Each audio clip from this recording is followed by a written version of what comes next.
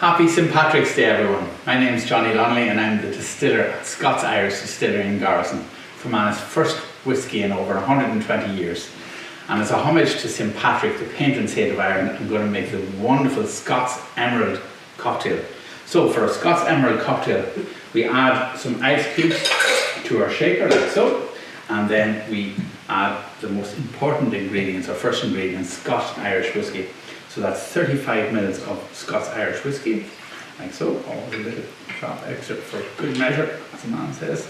Then we add 20 ml of Creme Chartreuse. This is a lovely herbal liqueur from the Alpine region, the south of France, like that. Then we add 20 milliliters of Creme De Menthe. So then we add the juice of a freshly squeezed lime. Here's one I've done earlier. Add that to the mixer like so. We finish the cocktail with lovely sugar syrup. So if any of you don't know what sugar syrup is, it's 2 parts sugar to 1 part water, which we dissolve in the heat and let it cool down. So 2 spoons of that. Then we take our shaker in our hand and we seal it tightly. We start to give it a lovely vigorous taste. Very important when you're shaking the cocktail, you shake it for about 30 seconds until the outside of the shaker is completely cold now. So, that's the do it.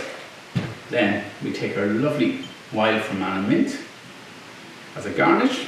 We add the contents to the glass like so. Oh, look at that wonderful vibrant green colour. My goodness.